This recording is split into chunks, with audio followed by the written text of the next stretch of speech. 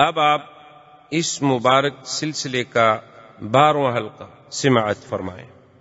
تو لہذا جو جہنمی ہے، جو کافر ہے، وہ عقل والا کیسے ہو سکتا؟ عقل کا معنی یہ نہیں ہوتا کہ وہ آدمی نئی نئی ایجادات بنا لے، ایٹم بم بنا لے۔ عقل کا معنی یہ نہیں ہوتا کہ میزائل ایجاد کر لے۔ جس نے اپنے خالق کو نہیں پہچانا وہ کیسی عقل؟ سب سے بڑا عقل تو وہ ہے کہ اس کو اپنے بنانے والے کی معرفت ہو کہ میرا خالق کون ہے، میرا مالک کون ہے، میرا رب کون ہے، میرا الہ کون ہے۔ جس کو یہ معرفت حاصل نہیں ہے تو عقل کس بات؟ وہ تو کوئی عقل نہیں۔ دیکھیں نا جی، آدمی یعنی آپ کے ہاں کوئی ملازم ہو، وہ سارے محلے والوں کا کام کرے لیکن آپ کا کام نہ کرے، تو آپ اسے کیا کہیں گے؟ بڑا بیوقوف آدمی۔ وہ کہ جناب کا مال ہے، میں تو صبح 6 بجے سے کام کرنا شروع کرتا ہوں، سارے محلے والوں کے جھاڑو دیتا ہوں، صفائی کرتا ہوں، پانی بھر کے۔ انہوں نے کہا بدبخت، تم میرے ملازم ہو، میرے کام تو کرتے نہیں ہو، محلے والوں کا کام کرتا ہوں۔ یہ عجیب آدمی، کہیں گے پاگل ہے۔ تو اس لیے جس نے اپنے مالک کو نہیں پہچانا وہ کیسا عقل ہے؟ علماء نے ایک مسئلہ استنباط کیا۔ انہوں نے کہا کہ مثلاً ایک آدمی مر جائے اور وہ وصیت کرے کہ میری جائیداد جو ہے ان کو دی جائے، جو عقل والے ہیں تو جائیداد کس کو دینی ہوگی؟ فقہا نے ایک مسئلہ نکالا۔ یہی تو فقہا کا کام ہوتا ہے نا کہ وہ ایک ایک بات سے مسائل کو چنتے ہیں۔ اور آج بدقسمتی یہ ہے کہ جن کو اللہ نے خود عقل سے محروم کیا ہے وہ فقہا پہ اعتراض کرتا ہے، کیونکہ اس بیچارے کا خود عقل ہو تو عقل والے کو سمجھے نا۔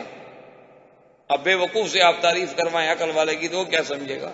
وہ تو وہی حال ہوگا نا کہ جیسے ایک پاگل خانے میں ایک منسٹر صاحب دورے پہ تشریف لے گئے، انہوں نے دیکھا کہ پاگل خانے کی سلاخوں کے پیچھے ایک آدمی اچھا خاصا ٹھیک ٹھاک لباس پہن کے کھڑا ہے اور بالکل صاف ستھرا لباس ہے اور کچھ بھی نظر نہیں آ رہا۔ وہ حیران ہوا کہ یار یہ کیسے پاگل ہو سکتا ہے۔ وہ گیا اور اس نے کہا السلام علیکم، اس نے کہا وعلیکم السلام ورحمۃ اللہ، جناب کی تعریف۔ اس نے کہا میں منسٹر ہوں بھائی، وزیر ہوں۔ انہوں نے کہا ہاں میں بھی ایک چند دن پہلے ایسے کہتا تھا کہ میں وزیر ہوں۔ کیا مطلب؟ انہوں نے کہا یہاں جو بھی آتا ہے نا ایسے ہی کہتا ہے، یہ جگہ ہی ایسی بابرکت ہے کہ یہاں جو بھی آتا ہے کوئی منسٹر سے کم نہیں ہوتا۔ تو اب وہ حیران ہو گیا۔ اس نے کہا کہ چلو یہ بھی کوئی ایسی بے وقوفی والی بات تو نہیں ہے، یہ میری منسٹری پہ طنز کر رہا ہے، تو یہ طنز کرنا بھی تو عقل کی بات ہے۔ تو اس نے کہا کہ تم پھر یہاں کیوں؟ انہوں نے کہا بس ٹھیک ہے، کچھ حالات ایسے ہیں جس نے مجھے یہاں کھڑا کر دیا ہے۔ انہوں نے کہا تم اچھے وزیر ہو گے، کسی سے ہاتھ ہی نہیں ملاتے۔ اب وزیر صاحب شرمندہ ہوئے، حالانکہ ڈاکٹر اس کو روکتا رہا کہ ان کو ہاتھ نہ ملانا۔ ڈاکٹر بیچارہ اشارے کرتا رہا، لیکن وزیر تو وزیر ہوتے ہیں نا، انہوں نے ڈاکٹر صاحب کی کیا سننی تھی، تو پٹ سے فوراً جناب ہاتھ دے، جب ہاتھ دیا تو ہاتھ پکڑ لیا اندر سے۔ اب وہ ہاتھ چھوڑے نہیں، اور ہاتھ اگر وزیر صاحب زور لگاتے ہیں تو آگے لوہے کی سلاخیں ہاتھ ٹوٹ جائے گا، وہ ہاتھ چھوڑتا نہیں۔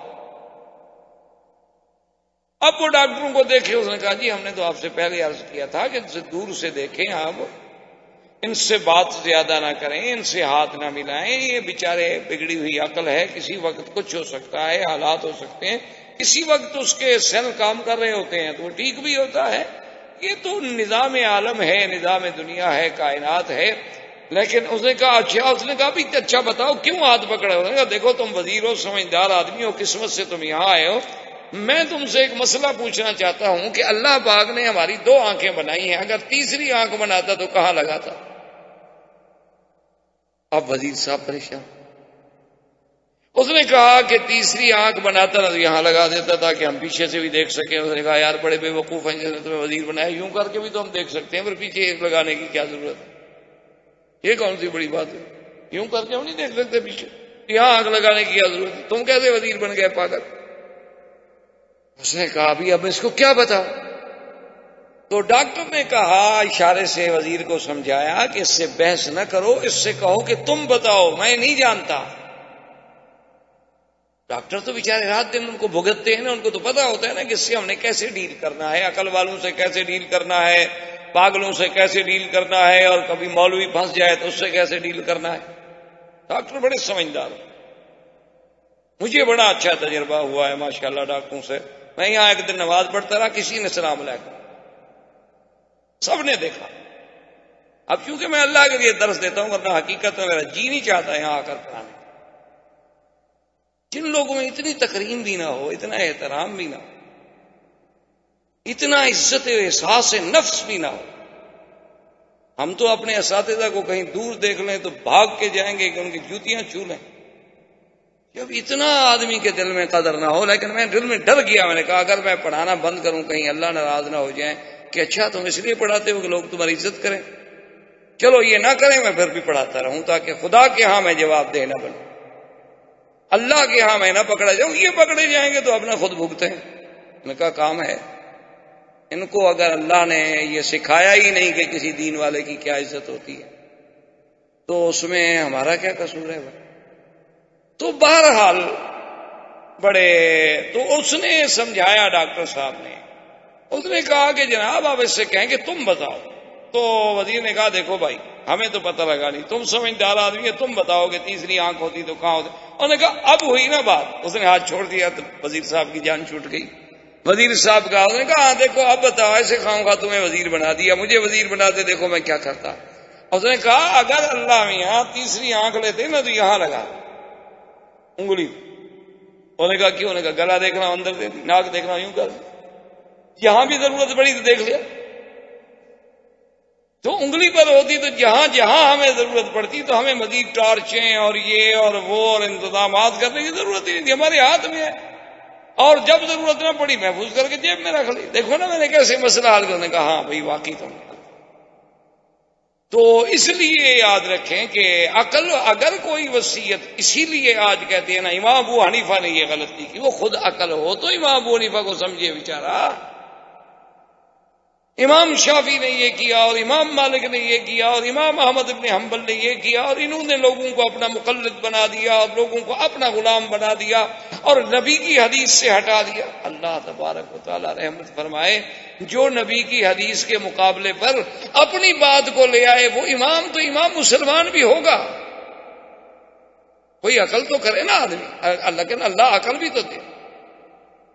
یہ اچھے امام بنے کہ حضور کا رستہ تو چھڑوا دیا، اپنا رستہ ایجاد کر لیا اور دنیا نے ان کو امام مان لیا. یہ عجیب آدمی. اصل وجہ کیا ہے کہ اپنے عقول جو ہیں، اپنے عقل ناقص ہے. عقل ہو تو آدمی سمجھے نا. اب آپ مجھے دکھائیں کہ جناب یہ کیا چیز ہے، میں کہوں گا سرخ رنگ کا پتھر ہے، مجھے کیا پتا ہے کیا بلا ہے. اگر آپ وہی چیز جوہری کے پاس لے کے جائیں وہ کہے گا جناب یہ یاقوت ہے. تو اسی لیے ہمیشہ قدر جوہر زرگر بداند، قدر جوہر جوہری، کہ سونے کا قدر تو اسے معلوم ہوگا جس نے کبھی سونے کا بزنس ہی کیا ہو. جوہر کا پتہ اسے معلوم ہوگا جس نے کبھی جوہر کی قدر بھی کی، جس نے جوہر کو پہچانا ہو. جس نے کنکر پتھر ڈائمنڈ ایک ہو تو کیا بیچارہ مٹی کا قدر کرے. تو اب فقہا نے ایک مسئلہ نکالا کہ اگر ایک آدمی مر جائے اور وہ وصیت کرے کہ میری اولاد کوئی نہیں، وارث کوئی نہیں، میری ساری جائیداد ان لوگوں کو دی جائے جو عقل والے ہیں، تو کس کو جائیداد ملے گی؟ تو انہوں نے کہا کہ علماء العاملین، ان علماء کو ملے گی جو اپنے علم پر عمل کرنے والے ہیں، کہ اصل عقل والے ہو. اسی لیے قرآن ان کو کہتا ہے کہ اولو الالباب، اسی لیے قرآن ان کو کہتا ہے اولو النہا. اسی لیے حضور صلی اللہ علیہ وسلم نے فرمایا کہ لیلینی اولو النہا لیلینی منکم اولو النہا ثم الذین یلونہم ثم الذین یلونہم ثم الذین یلونہم. نماز میں میرے پیچھے وہ لوگ کھڑے ہوں جو عقل والے ہیں، پھر ان سے دوسرے نمبر پر، پھر ان سے تیسرے نمبر پر، تاکہ عقل ہوگا میری نماز سیکھیں گے تو دنیا کو پہنچائیں. اس لیے ہمیشہ یاد رکھیں کہ تیسری چیز جو تھی وہ اللہ نے عقل پیدا فرمائی، اور اس کے بعد فرمایا اعجب الخلق الیہ، سب سے عجیب چیز ہو میری مخلوق میں، لیکن مجھے بھی اپنی عزت و جلال کی قسم ہے میں اسی کو عقل دوں گا جو میرا فرمانبردار. کیوں اتنی اچھی چیز کون اپنے دشمنوں کو دے دیتا ہے؟ تو اس لیے اللہ تبارک و تعالیٰ کی نعمتیں، اللہ تبارک و تعالیٰ کی رحمتیں، اللہ تبارک و تعالیٰ کے ہم پر فضل و کرم اور عنایات ایسی ہیں کہ جس کا ہم کوئی شمار بھی نہیں کر سکتے اور نہ عد و حساب کر سکتے ہیں. تو جو خالق عقل ہے کہ آج انسانی عقل تو ایسی چیزیں ایجاد کر دیتی ہے، اور جس اللہ نے اس عقل کو پیدا کیا ہے اس کی ایجادات کیسی ہوں. اسی لیے علماء نے یہ بھی لکھا ہے کہ جب اللہ نے ایک رات کے مختصر عرصے میں اتنا بڑا نظارہ کرا دیا کہ کہاں مسجد الحرام، کہاں مسجد اقصی، کہاں سماوات سبع، کہاں سدرۃ المنتہا، کہاں امامت انبیاء، کہاں لقاء انبیاء، اور پھر بھی رات ختم نہ ہو، تو انہوں نے کہا کہ دراصل بات یہ تھی کہ اللہ نے جب اپنے نبی کو چلایا اور بلایا تو اپنی پوری کائنات کے نظام کو حکم دیا کہ جہاں کھڑے ہو یہیں تھم جاؤ، اب میرے بدری کی سواری آ رہی، بس رک جاؤ، سورج رک جاؤ، اپنی حرکت کرنی، اب میرا نبی گزرے، چاند تارے روشنی ہر چیز تھم جائے، اپنے اپنے مقام پہ کھڑی ہو جائے، نظام جام کر دیا، کیونکہ اب محمد مصطفیٰ گزر صلی اللہ علیہ وسلم۔ تو جب ساری چیزیں اپنی اپنی جگہ پر رک گئی تو وقت گزرنے کا تو کوئی احساس ہو ہی نہیں سکتا نا، ہر چیز رکی ہوئی، چل ہی نہیں رہی، آپ کی گھڑی بند ہو جائے اسی جگہ کھڑی رہے گی۔ مثلا ابھی 9 بجے پر ہم گھڑی کو روک دیں تو آپ کل بھی دیکھیں گے تو 9 بجے ہوں، آپ 10 دن کے بعد بھی دیکھیں گے تو 9 بجے ہوں گے، کیونکہ آپ نے اس کو روک دیا ہے، ایک مقام پر آپ نے اس کو جام کر دیا۔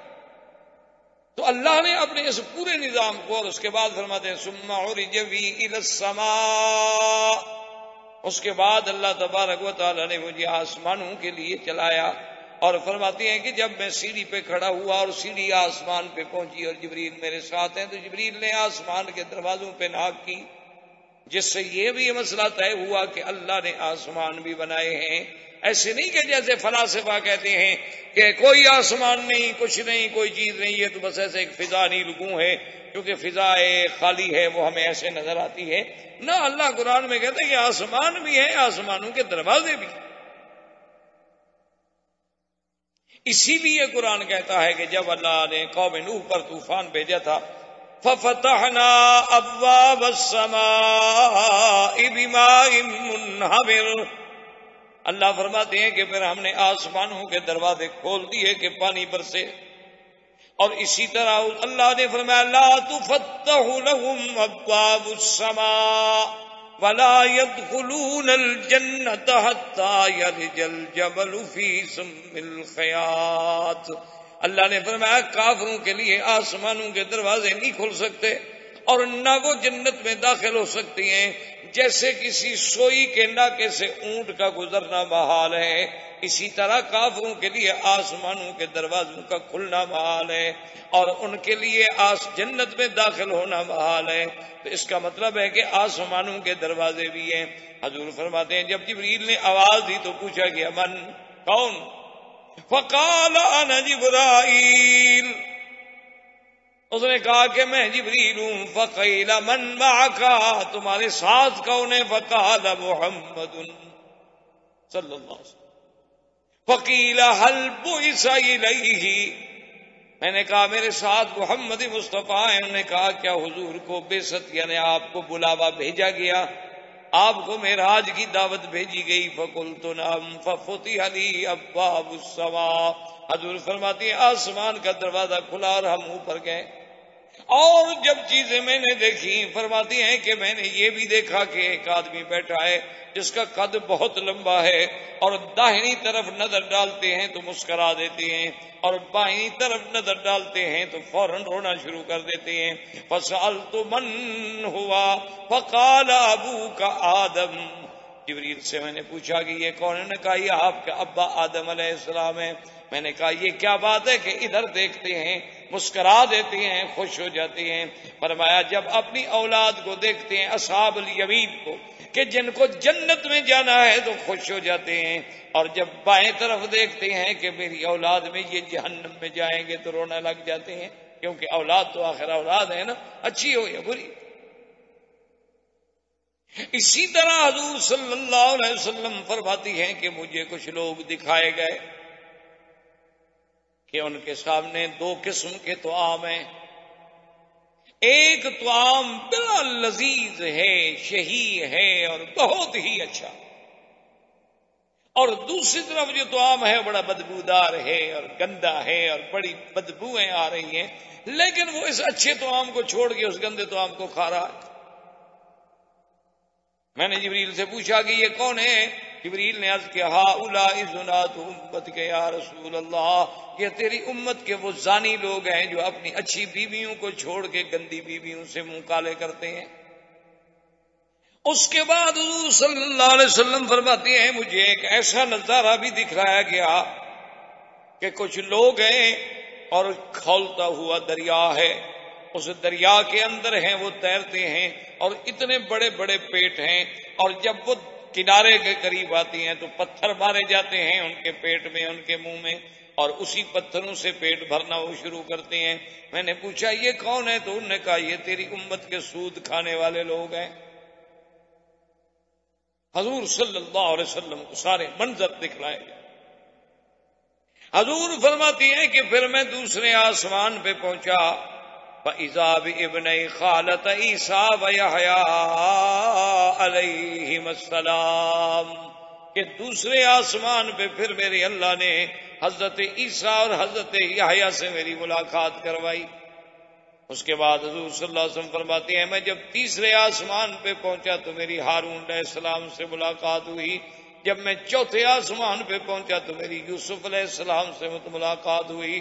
فَأَنَّهُ أُعْطِيَ شَطْرَ الْحُسْنِ، اللہ نے جتنی حسن جمال پیدا کیا ساری کائنات میں تقسیم کیا ہے۔ حضور فرماتی ہیں کہ آدھا جمال تو یوسف کو ملا تھا اور آدھا ساری دنیا کو ملا۔ اب اسی سے اندازہ کر لیں کہ یوسف کا جمال کتنی ہوگا، کہ جب ایک حسن کے مجموعے کو تقسیم کر دو اور 50% جو ہے وہ تو پوری دنیا پہ تقسیم کر دو، انسانوں میں، حیوانوں میں، جانوروں میں، پرندوں میں، طیور میں، اشجار میں، نباتات میں، موسم میں، گلزاروں میں، اور آدھا جو ہے اکیلے یوسف کو ملے تو یوسف کا جمال کیسے؟ حضور صلی اللہ علیہ وسلم فرماتے ہیں پھر میں اس کے بعد آسمانوں پہ گیا، ہر آج یعنی آپ اندازہ فرمائیں کہ وہی انبیاء پہلے زمین پہ استقبال کے لیے کھڑے ہیں، اب ہر آسمان پہ نبی اپنے مقام پہ پہنچے اور استقبال کر رہے ہیں محمد رسول اللہ صلی اللہ علیہ وعلی آلہ وصحبہ وسلم۔ اور ہر نبی کا میرے مدنی پاک نے حلیہ بھی بیان۔ جب ہارون علیہ السلام کے بارے میں پوچھا گیا آپ نے فرمایا میں نے ہارون کو دیکھا آپ کی داڑھی مبارک اتنی لمبی تھی کہ ناف تک پہنچتی تھی، اتنی لمبی داڑھی مبارک تھی حضرت ہارون علیہ السلام۔ اسی طرح حضور صلی اللہ علیہ وآلہ وسلم فرماتے ہیں کہ پھر میں جب چھٹے آسمان پہ گیا تو حضرت موسیٰ علیہ السلام سے ملاقات ہوئی، اور پھر فرماتے ہیں کہ میں 7ویں آسمان پہ پہنچا، جب 7ویں آسمان پہ پہنچا تو میں نے دیکھا کہ ایک کوٹھا مبارک ہے، ایک کمرہ مبارک ہے، ایک گھر مبارک ہے، اور اس کے ساتھ ایسے ٹیک لگا کے آپ نے فرمایا ایک بڑا خوبصورت آدمی بیٹھا ہے جس کی داڑھی مبارک بھی سینے تک بھری ہوئی ہے، اور آپ نے فرمایا کہ یوں سمجھ لو کہ اس کی شکل جو تھی وہ محمد مصطفیٰ سے ملتی تھی صلی اللہ علیہ وسلم۔ میں نے جبریل سے پوچھا کہ من ھذا یا جبریل، یہ کون؟ تو اس نے کہا کہ یہ جو ہے آپ کے ابا سیدنا ابراہیم علیہ السلام ہیں، ابراہیم علیہ السلام ہیں۔ اور میں نے کہا یہ گھر کیا ہے؟ انہوں نے کہا یہ تو کعبہ ہے، بیت المعمور ہے، یہ تو اللہ کا کعبہ ہے۔ ایک کعبہ وہ ہے جو زمین میں ہے اور ایک کعبہ وہ ہے جو آسمانوں میں ہے۔ اور جبریل نے عرض کیا کہ یا رسول اللہ آپ کو پتا ہے کہ اس کعبے میں 70,000 فرشتہ روزانہ طواف کرتا ہے، اور جس نے ایک دفعہ طواف کر لیا اس کو قیامت تک نمبر نہیں ملے۔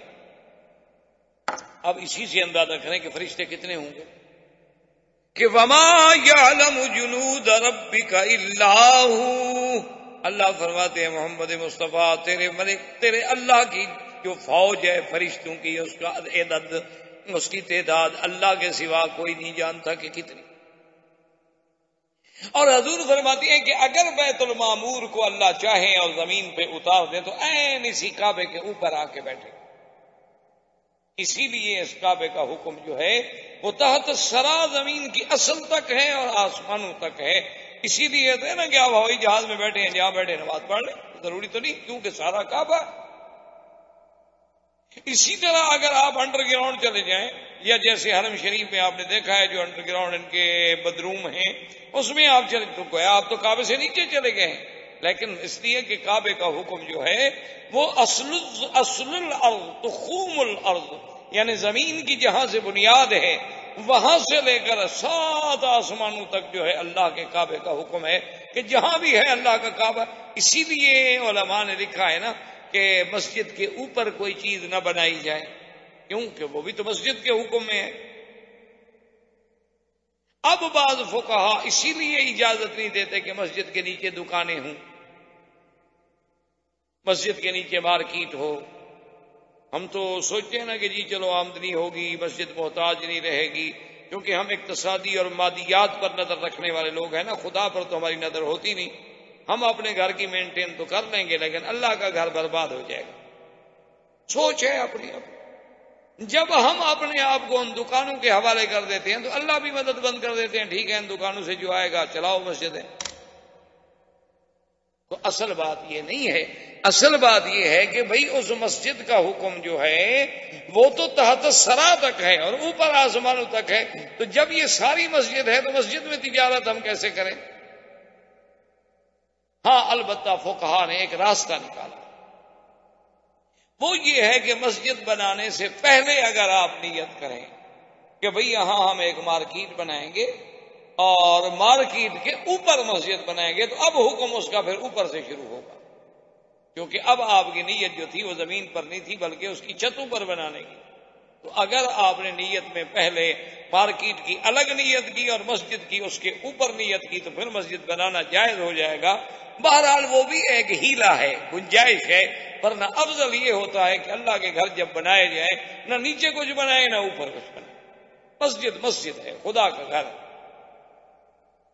اس کے بعد حضور صلی اللہ علیہ وسلم فرماتے ہیں کہ پھر میں 7ویں آسمان کے بعد جب میں آیا میں نے کیا دیکھا؟ فرماتے ہیں سدرۃ المنتہا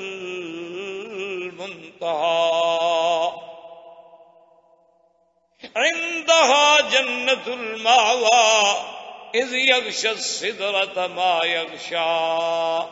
اللہ کے نبی فرماتے ہیں میں نے ایک ایسا درخت دیکھا، وہ درخت جو ہے بیری کا درخت تھا. سدرا کہتے ہیں صدر سے، صدر کہتے ہیں بیر. لیکن فرمایا فَإِذَا أَوْرَاقُهَا كَآذَانِ الْفِيلَةِ وَثَمَرُهَا كَثَمَرِ الْقَلَالِ. آپ نے فرمایا وہ ثمر اس کا، پھل اس کا ایسے تھا جیسے بستی کلال کے مٹکے ہوتے ہیں، اور پتے اس کے ایسے تھے جیسے ہاتھی کے کان ہوتے ہیں بڑے بڑے. لیکن فرماتے ہیں کہ سدرا کیا تھی؟ اس کو فراش من ذهب کے فراش جو ہوتے ہیں نا چھوٹے چھوٹے، جب آگ جلائیں تو اڑتے ہیں، شمع جلائیں تو اڑتے ہیں. فرمایا وہ سونے کے بنے ہوئے انہوں نے ان کو ڈھانپ رکھا تھا اور اللہ کے ملائکہ وہاں سجدہ ریز تھے، اور ایسا جمال اور کمال کا منظر تھا. حضور فرماتے ہیں صحابہ سے کہ انی لا اصف، میں بیان نہیں کر سکتا کہ اس کا جمال میں تمہیں کیا بتاؤں کہ وہ کیسے با جمال. اچھا یاد رکھیں کہ سدرۃ المنتہا کو سدرۃ المنتہا کیوں کہا جاتا ہے؟ کہ جو نیچے سے بندے کے اعمال جاتے ہیں یہ بھی وہیں پہنچتے ہیں، بس اس کے آگے نہیں جاتے. اور جو عرش اولا سے میرے اللہ حکم جاری فرماتے ہیں وہ بھی سدرہ پہ آتا ہے. اس کے بعد پھر ملائکہ کو تقسیم ہوتا ہے، یعنی وہاں ہر چیز کی انتہا ہو گئی. جو نیچے سے عمل چلے ان کی بھی انتہا ہو گئی، جو اوپر سے حکم نازل ہوا اس کی بھی انتہا ہو گئی. اس لیے اس کو کہا جاتا ہے سدرۃ المنتہا. اور یہ بھی یاد رکھیں کہ اللہ تبارک و تعالیٰ نے میرے مدنی سرکار کو صلی اللہ علیہ وسلم کو جبریل علیہ السلام کو اصلی صورت میں 2 دفعہ دکھلایا. ایک دفعہ جب کہ جبریل افق میں تھے اور میرے مدنی زمین پہ تھے، اور ایک دفعہ جب حضور صلی اللہ علیہ وسلم معراج سے واپس تشریف لا رہے تھے تو اللہ پاک نے وَلَقَدْ رَآهُ نَزْلَةً أُخْرَىٰ، اب دوبارہ دکھلایا گیا جبریل علیہ السلام کو اس کی اصلی صورت میں. اور اس کے بعد حضور فرماتے ہیں اچھا یہاں تک جو روایات ہیں یہ تو سیاستہ کی، یاد رکھیں کہ حضور کا سدرۃ المنتہا تک پہنچنا جو ہے وہ تو بخاری مسلم سیاستہ کی حدیثوں سے ثابت ہے. اب اگلا سفر جو ہے وہ سیاح نے ذکر نہیں کیا، لیکن بعض کتابوں میں آتا ہے حضور فرماتے ہیں کہ اس کے بعد میرے لیے رف لایا گیا. پہلے تو آپ کا سفر براق پہ تھا، اس کے بعد حضور صلی اللہ علیہ وسلم کا سفر جو ہے وہ عروج جو ہے معراج یعنی آپ کا سیڑھی مبارک سے تھا. اس کے بعد فرماتے ہیں رف کا معنی یوں کیا ہے علماء نے کہ یوں سمجھے جیسے ایک قالین بچھا دیں اور اس قالین پہ آپ کھڑے ہو جائیں اور قالین اڑ جائے. اب حضور صلی اللہ علیہ وسلم فرماتے ہیں کہ مجھے جب اوپر لے جایا گیا میں نے دیکھا تو جبریل کھڑے ہیں. تو میں نے کہا جبریل تم کیوں کھڑے ہو گئے؟ اس نے کہا حضور اس سے آگے میں نہیں جا سکتا، بس میرے تو مقام کی انتہا ہو گئی، کیونکہ وما منا الا له مقام معلوم، ہم میں سے ہر آدمی کا ہر فرشتے کا ایک مقام ہے، اس سے ہم تجاوز نہیں کر سکتے، بس میری حد ہو گئی ہے. اسی کو مولانا مثنوی رحمت اللہ علیہ نے اپنی مثنوی میں نقل کیا ہے نا کہ حضور اگر میں اس سے آگے جاؤں تو پھر تو میں خود جل جاؤں، آگے تو پھر اللہ کے نور کے جلوے ہیں، وہ جبریل کہاں برداشت کر سکتے. حضور صلی اللہ علیہ وسلم فرماتے ہیں کہ مجھے لے جایا گیا عرش کے قریب، اللہ تبارک و تعالیٰ کی مجھے رویت نصیب ہوئی، اللہ نے مجھے اپنا دیدار نصیب فرمایا، اور اس کے بعد اللہ تبارک و تعالیٰ نے مجھے اب میرے لیے اور میری امت کے لیے 50 نمازیں فرض فرمائیں، اور اللہ نے مجھے خواتین میں سورۃ البقرہ عطا فرمائی. اور یہ اعزاز بھی وہی ملا کہ جب حضور نے کہا تحیات للہ والصلوات والطیبات، جب اللہ کے نبی نے اپنے اللہ کے دربار میں اپنی عاجزی، اپنی خشوع، اپنی خضوع، اپنی بندگی کا اظہار کیا تو اللہ نے فرمایا السلام علیک ایھا النبی ورحمۃ اللہ وبرکاتہ. اللہ تبارک و تعالیٰ نے اپنے نبی پہ سلام بھیجا. آج کل تو یہ مسئلہ بھی بڑا انڈو پاک میں بڑا یعنی فتنہ انگیز بن گیا کہ دیکھو جی السلام علیکہ، علیہ کا خطاب ہے، کاف خطاب کے لیے ہوتا ہے، معنی یہ ہے کہ نبی ہر جگہ موجود ہے، تبھی تو ہم کہتے ہیں السلام علیکہ ایھا النبی. تو حالانکہ یہ بات نہیں ہے، بات یہ ہے کہ معراج کے اس منظر کو دہرایا گیا ہے کہ نبی نے کیا کہا اور میرے اللہ نے کیا کہا، ان لفظوں میں کوئی تبدیلی نہیں کرنی چاہیے. ورنہ یہ نہیں کہ اب ہم خطاب کر رہے ہیں، وہ تو اللہ نے خطاب فرمایا، ہم تو صرف اسی خطاب کو نقل کر رہے ہیں. جیسے کہ مثال کے طور پر فرعون کی اور موسیٰ علیہ السلام کا مکالمہ ہے، یا ابراہیم علیہ السلام کا اور نمرود کا مکالمہ ہے کہ اذ قال ابراہیم ربی الذی یحیی و یمیت قال انا احیی و امیت. اب اس کا معنی یہ کیا کہ میں کہہ رہا ہوں، میں تو اس کلام کو نقل کر رہا ہوں، کہنے والا تو وہ نمرود تھا. کہ جب ابراہیم علیہ السلام نے کہا کہ میرا رب وہ ہے جو مارتا بھی ہے جو جلاتا بھی، تو کہا کہ میں بھی مارتا ہوں جلاتا ہوں. قال فإن الله يأتي بالشمس من المشرق فأت بها من المغرب فبهت الذي كفر والله لا يهدي القوم الظالمين. یا جیسے فرعون نے موسیٰ علیہ السلام سے کہا تھا انی لأظنک یا موسیٰ مسحورا، کہ میں تو یہ خیال کرتا ہوں کہ تم پر جادو ہو چکا ہے، ورنہ میں خدا ہوں اور خدا کیسے ہو. اب کاف خطاب کا ہے، نہ موسیٰ علیہ السلام موجود ہیں نہ فرعون بدبخت موجود ہے، لیکن ہم تو قرآن کو پڑھ رہے ہیں، نقل کر رہے ہیں، یہ نہیں کہ اب ہم خطاب کر رہے ہیں. اس لیے یاد رکھیں تو اللہ تبارک و تعالی نے حضور صلی اللہ علیہ وسلم کو اپنی رویت مبارک، اپنا دیدار مبارک، اپنا شرف زیارت نصیب فرمایا. اور اس کے بعد حضور صلی اللہ علیہ وسلم واپس آئے. جب حضور واپس آئے چھٹے آسمان پہ تو موسیٰ علیہ السلام ملے. انہوں نے کہا کہ یا محمد صلی اللہ علیہ وسلم، آپ پر یہ معراج میں اللہ نے کوئی احکام، کوئی اوامر، کوئی شرائع میں فرضت علیہ والا امتی 50 صلاۃً، میرے اوپر اور میری امت پہ اللہ نے 50 نمازیں فرض.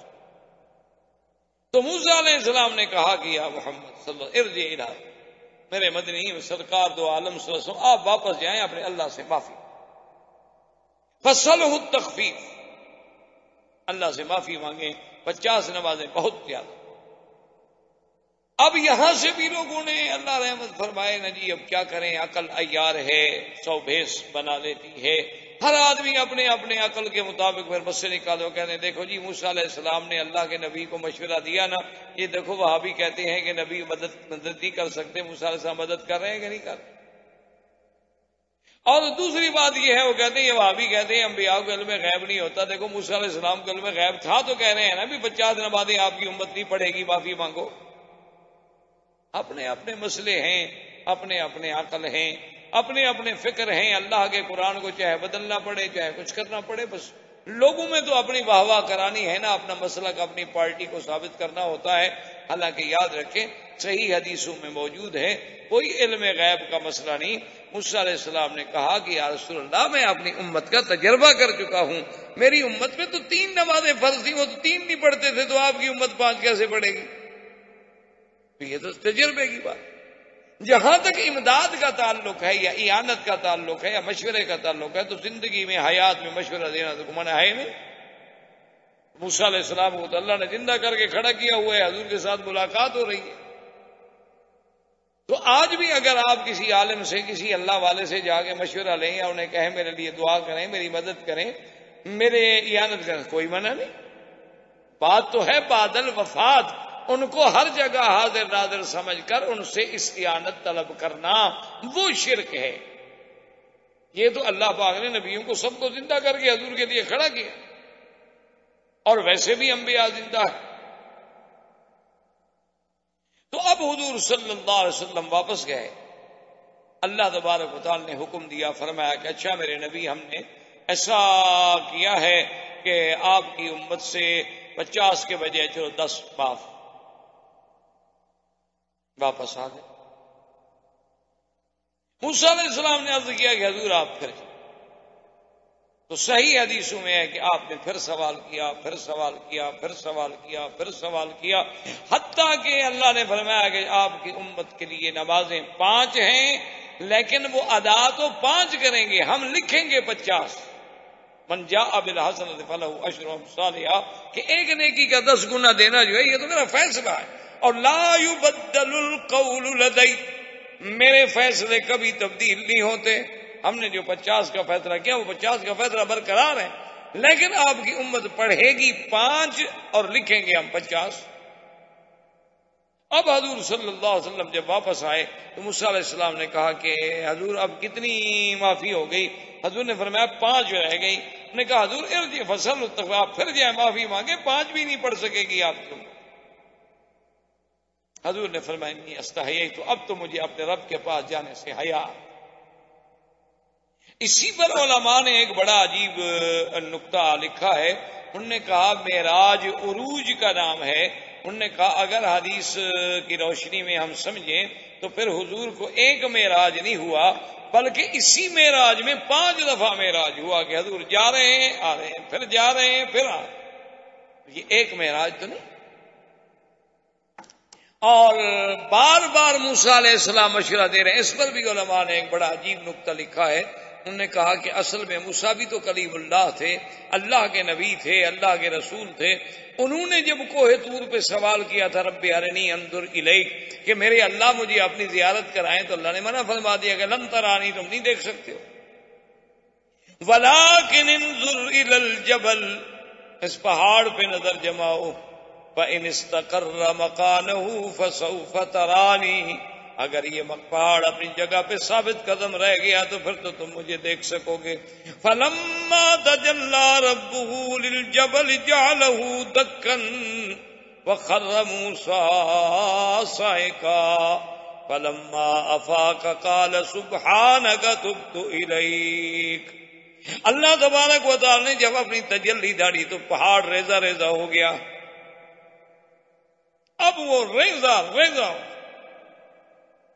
تو اب اصل میں علماء نے لکھا کہ وجہ یہ تھی کہ موسیٰ علیہ السلام کو چونکہ دیدار ربی نہیں ہوا تھا، رویت ربی نہیں ہوئی تھی، اور حضور صلی اللہ علیہ وسلم کو اللہ نے رویت نصیب کی، حضور پاک نے اپنے رب کا دیدار دیکھا، تو موسیٰ علیہ السلام یہ چاہتے تھے کہ میرا مدنی میں رب کو تو نہیں دیکھ سکا، لیکن وہ آنکھیں جو رب کو دیکھ کے آ رہی ہیں ان کو تو میں بار بار دیکھتا رہوں۔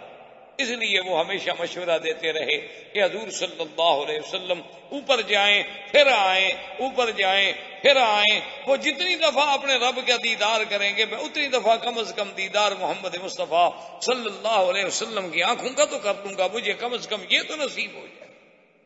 اور اس کے بعد حضور صلی اللہ علیہ وسلم فرماتے ہیں کہ پھر مجھے بیت المقدس میں اتارا گیا, اور اس کے بعد بیت المقدس میں پھر سارے انبیاء نے میرا استقبال کیا. پھر اس کے لیے میرے لیے براق لائی گئی. صلی اللہ علیہ وسلم فرماتی ہیں پھر مجھے براق پہ بٹھا کے ہم مکہ مکرمہ میں آئے, اور ابھی رات کا پورا حصہ بھی نہیں گزرا تھا کہ صبح ہوئی حضور نے اعلان فرما دیا کہ اللہ نے مجھے اسراء و معراج کرایا ہے.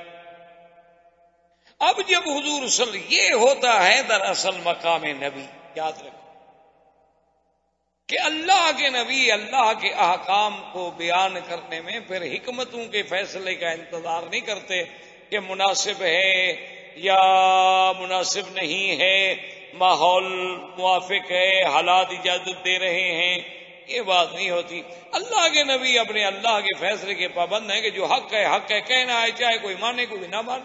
حضور نے جب اعلان فرمایا تو قوم تو سیخ پاؤ گے, انہوں نے کہا عجیب بات, یہ کوئی عقل کی بات. اب جناب قوم کو تو ایک موقع مل گیا, مکے والوں نے تو جناب وہ پورے مکے کو سر پہ اٹھا لیا. انہوں نے کہا دیکھو ہم نہیں کہتے تھے نعوذ باللہ کے مجنون ہیں, ہم نہیں کہتے تھے نعوذ باللہ کے دیوانے ہیں, ہم نہیں کہتے تھے کہ بہی جنون آپ کو کچھ ہے. یہ کوئی بات ہے کہ ایک آدمی مسجد الحرام سے مسجد اقصیٰ 1 مہینے کا سفر ہے, اگر آدمی اونٹوں پہ سفر کرے, گھوڑوں پہ سفر کرے, قافلوں کے ساتھ سفر کرے تو 1 مہینے میں پہنچتا ہے. اور حضور صلی اللہ علیہ وسلم فرماتے ہیں میں بیت المقدس گیا, پھر آسمان دنیا پہ, پھر 7واں آسمان سدرۃ المنتہا, اس کے بعد دیدار رب تبارک و تعالی, پھر 5 دفعہ آنا, 5 دفعہ جانا, پھر بیت المقدس میں اترنا, پھر یہ سارا عالم جنت دیکھنا, اس کے بعد جو ہے جنت کی سیر کرنا, جہنم کے مناظر کا دیکھنا, یہ ساری چیزیں ہو گئی اور رات بھی ختم نہیں ہوئی. یہ کیسے؟ سارے مکے میں شور. اور یاد رکھو یہی وہ دلیل ہے جو علماء نے دی کہ حضور کا معراج جسمانی تھا, روحانی نہیں تھا. کہ اگر روحانی ہوتا یا خواب ہوتا تو پھر کافروں کو شور مچانے کی ضرورت ہی. خواب تو کوئی بھی دیکھ سکتا, خواب جو ہے آدمی کوئی بھی دیکھ سکتا. خواب میں تو آپ بھی دیکھ سکتے ہیں کہ میں رات مدینہ منورہ میں تھا اور ریاض الجنت میں بیٹھا ہوا تھا, اور میں جناب وہاں سے عمرے کا احرام باندھ کے پھر آ رہا تھا, اور کعبہ شریف. خواب تو خواب ہے, خواب تو کوئی بھی دیکھ سکتا. پھر کافروں کو اعتراض کس بات کا تھا؟ خواب میں آنا جانا کو مشکل ہوتا ہے.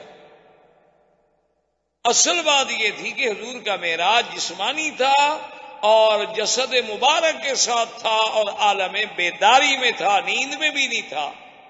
اس لیے کافروں کو اعتراض ہوا, اور ابو جہل اپنے ساتھیوں کو لے کے بھاگا اور سیدھا آیا ابو بکر صدیق رضی اللہ تعالیٰ عنہ کے دروازے پہ, اور کہنے لگا او خود یہ لینا یا ابی بکر, باہر آؤ باہر آؤ. تم پکڑا کیا بات ہے؟ انہوں نے کہا اما سمیت ما قال صاحبوں کا, تم نے نہیں سنا کہ آج تمہارا ساتھی محمد مصطفیٰ کیا کہہ رہا ہے؟ دیکھو ہم ٹھیک کہتے تھے نا نعوذ باللہ کہ آپ کو جنون ہے, ہماری بات ٹھیک تھی. ان کا کیا بات؟ اس نے کہا کمال کرتے ہو کہ حضور صلی اللہ علیہ وسلم فرماتے ہیں کہ میں ایک رات میں, اور رات بھی ابھی پوری نہیں گزری, کہ میں مسجد اقصیٰ گیا, اور میں ابو جہل نے جب یہ ساری بات کہہ دی تو سیدنا ابی بکر نے رضی اللہ تعالیٰ عنہ نے ایک بات پوچھی. اس نے کہا ابی جہل یہ بتاؤ کہ جو تم کہہ رہے, جو باتیں تم نقل کر رہے ہو, حل قال محمد صلی اللہ علیہ وسلم, کیا یہ باتیں میرے مدنی پاک نے خود کہیں تم نے سنی ہے؟ اس نے کہا کمال کرتے ہو بھائی, چل کے پوچھ لو. نے کہا صدق رسول اللہ. اس نے کہا اگر میرے نبی نے فرمائی ہے تو ابو جہل سن لو, تو پھر میرے مدنی نے سچ فرمایا. انہوں نے کہا بکر تمہارا بھی دماغ چل گیا, کیسے سچ فرمایا؟ اس نے کہا ہم تو اس سے بھی زیادہ کی بات مانتے ہیں. جب وہ ہمیں روز خبر دیتے ہیں کہ جبریل ابھی آسمان سے آیا, ابھی آسمان پہ گیا, تو جب جبریل کا آنا جانا آسمان سے ارواحی ہم مان سکتے ہیں, تو اللہ کے نبی کا جانا کون سا مشکل مسئلہ ہے؟ میرے مدنی نے جو کچھ فرمایا بالکل سچ. نے کہا کمال کی بات, یہ کوئی سچ ہو سکتا ہے؟ اب جناب قریش کے بڑے بڑے سردار جو تھے وہ اکٹھے ہوئے, انہوں نے کہا کہ یار یہ تو نئی بات ہو گئی, اور یہ بڑا اچھا موقع ہے کہ ہم اس موقع سے فائدہ اٹھائیں. دیکھو نا جی, دشمن کو تو موقع مل گیا. کہ ایک ایسی بات جو کسی انسان کے عقل میں نہ آئے. وہ اللہ کے نبی فرما رہے ہیں. تو انہوں نے کہا چلو موقع سے فائدہ اٹھاتے ہیں, سارے اکٹھے ہو جاؤ اور چلتے ہیں حضور صلی اللہ علیہ وسلم کی خدمت میں, اور آپ سے جا کے پوچھتے ہیں کہ ہمیں وہ نشانیاں بتلائیں. جب نشانیاں نہیں بتلا سکیں گے تو پوری دنیا میں واضح ہو جائے گا نعوذ باللہ کہ حضور پاک نے غلط فرمایا. حضور صلی اللہ علیہ وسلم فرماتے ہیں کہ میں حتیم میں بیٹھا تھا کہ سارے مکے کے سردار بڑے بڑے اکٹھے ہو کے آ گئے اور مجھے آ کے کہنے لگے حضور ہم آپ سے کچھ سوال کرنا چاہتے ہیں. ایک تو آپ ہمیں یہ بتلائیں کہ مسجد اقصی کی علامات کیا ہیں, دروازے کتنی ہیں, کس دروازے سے آپ داخل ہوئے, کس دروازے سے آپ خارج ہوئے, کس جگہ سے آپ اوپر تشریف لے گئے, ایک بات. اور دوسری بات یہ بتلائیں کہ ہمارا ایک قافلہ تجارت کا قافلہ جو ہے وہ شام گیا تھا اور شام سے روانہ ہوا ہے واپس مکے کے لیے, کیا آپ نے اس کو بھی دیکھا, وہ بھی کہیں راستے میں آپ کو ملا تھا, اور اگر ملا تھا تو کہاں ملا تھا اور کون سی جگہ تھی, اور اندازہ کیا ہے آپ کا کہ وہ مکے میں کب پہنچے گا. اگر یہ باتیں آپ بتا دیں پھر تو ہم سمجھیں گے کہ آپ نے ٹھیک فرمایا. حضور فرماتی انی کربت کربتن ما کربت قط, فرماتی ہیں کہ مجھے اتنی تکلیف پہنچی کہ ایسی تکلیف مجھے زندگی میں کبھی نہیں پہنچی. کیوں دیکھیں نا, جب آپ عمرہ کرنے آئے ہیں, اچھا آپ ماشاءاللہ یہاں نوکری کر رہے ہیں, ڈپٹی کر رہے ہیں, اتنے عرصے سے مکے شریف میں جاتے ہیں, نمازیں پڑھتے ہیں, آپ نے کبھی دروازے گنے یار, آپ نمازیں پڑھنے جاتے ہیں دروازے گننے جاتے ہیں. یہ آدمی مسجد میں گیا, نماز پڑھی, واپس آ گیا, وہ دروازے تھوڑے گنتا رہتا ہے کہ دروازے کتنے. حضور اگر مسجد اقصی میں گیا دروازے گننے گئے کہ آپ سے پوچھا جائے کہ دروازے کتنے ہیں اور کیسے ہیں. لیکن دشمن حضور صلی اللہ علیہ وسلم فرماتے ہیں کہ میں بہت پریشان ہوا, بہت اداس ہوا, بہت غمگین ہوا, لیکن اللہ نے جبریل بھیجا اور اللہ نے فرمایا کہ میرا مدنی غم کیوں کرتے ہو, اداس کیوں ہوتے ہو, یہ کون سی بڑی بات ہے, ابھی بیت المقدس اٹھا کے ہم آپ کے سامنے کر دیتے ہیں, کافروں سے کہو پوچھو کیا پوچھو. حضور صلی اللہ علیہ وسلم فرماتے ہیں کہ گویا اس حتیم میں اللہ کی دیوار کے سامنے گویا کہ پورا ماڈل جو تھا نا بیت المقدس کا اللہ نے میرے سامنے کر دیا. میں نے کہا پوچھو کیا پوچھو, جو پوچھ رہے ہیں میں جواب دے رہا ہوں. اب جناب وہ بول نہیں سکتے, اب جو بھی سوال کر رہے ہیں جواب تو صحیح مل رہا ہے, تو اب کیا جواب دیں. اس کے بعد انہوں نے کہا اچھا حضور آپ نے یہ تو بتا دیا ہے لیکن قافلے کی بات آپ نے نہیں بتائی. آپ نے فرمایا آپ لوگوں کا قافلہ جو ہے فلاں جگہ پہ تھا, اور جب میری سواری براق گزری تو آپ کے قافلے کا ایک اونٹ جو ہے وہ ڈر کے مارے بھاگا, اور بھاگ گیا تو اس کی ٹانگ ٹوٹ گئی, گر گیا. اور ایک اونٹ ایسا تھا حضور صلی اللہ علیہ وسلم نے فرمایا کہ جس پر دو قسم کے اپنا چادریں پڑی ہوئی تھی, ایک سفید اور ایک سیاہ, اور وہ قافلہ جو ہے فلاں جگہ پر ہے اور فلاں دن جو ہے وہ مکے میں پہنچ جائے گا. اب وہ حیران پریشان نے کہا اچھا ایسا کرتے ہیں کہ بھی اس وقت تک خاموش رہو جب تک کہ قافلہ آتا ہے, دیکھتے ہیں کہ کیا قافلہ واقعی اسی دن پہنچتا ہے جس دن حضور صلی اللہ علیہ وسلم نے فرمایا ہے. اور دوسرا یہ بھی دیکھتے ہیں کہ یہ تو بڑی بات ہے کہ حضور فرماتے ہیں کہ جب میری سواری گزری تو قافلے سے ایک اونٹ بھاگ پڑا ڈر کے مارے اور اس کی ٹانگ ٹوٹ گئی. یہ تو بڑی واضح علامت ہے. اور جناب مکے والے سارے نکل کے اس دن مکہ شریف سے باہر بیٹھے ہوئے ہیں شام کے رستے پر کہ دیکھتے ہیں قافلہ آتا ہے نہیں آتا. وہی وقت جو برادران اسلام, محترم بھائیوں, دوستوں, عزیز نوجوانوں, الحمدللہ اللہ تبارک و تعالی کے فضل سے اس عاجز کو سیرت نبی پاک صلی اللہ علیہ وسلم, سیرت سرکار دو عالم رحمت دو جہاں صلی اللہ علیہ وسلم کے بیان کرنے کی اور آپ کو سننے کی اللہ نے سعادت بخشی. جیسا کہ کسی نے کیا خوب بات کہی ہے کہ ذکر حبیب بھی کب نہیں وصل حبیب, تو ہمیں وہ زیارت کا مقام تو نہ مل سکا, لیکن حضور پاک صلی اللہ علیہ وسلم کا ذکر جو ہے وہ بھی کوئی کم بات ہے. تو الحمدللہ سیرت کے معاملے میں ہم نے زمانہ جاہلیت سے لے کر آپ کی ولادت, رضاعت, شباب، تزویج، بعثت، پھر معارضہ کفار قریش، تعذیب مسلمین، اور اس کے بعد اسراء و معراج تک اپنے دروس کو پہنچایا۔ اور آج ہم انشاءاللہ جس درس میں بات کر رہے ہیں اس کا تعلق حضور صلی اللہ علیہ وسلم کے معراج کے بعد ہجرت کے زمانے، معراج کے بعد، اسراء و معراج کے بعد ایک عظیم واقعہ ہوا مکے میں کہ ایک قبیلہ دوس، ایک بہت بڑا قبیلہ تھا، اس قبیلے کا ایک سردار تھا عمرو بن طفیل، کہ بعض روایات میں اس کا نام بالعکس ہے طفیل بن عمرو۔ وہ مکے میں آئے، چونکہ وہ ایک قوم کے ایک قبیلے کے سردار تھے تو مکے کے بھی سردار لوگ جو تھے، روسا جو تھے، ایک دوسرے کا احترام، ایک دوسرے کا اکرام کرتے تھے۔ تو جب اس کو ملے تو انہوں نے کہا کہ دیکھو تم بہت بڑے قبیلے کے سردار ہو،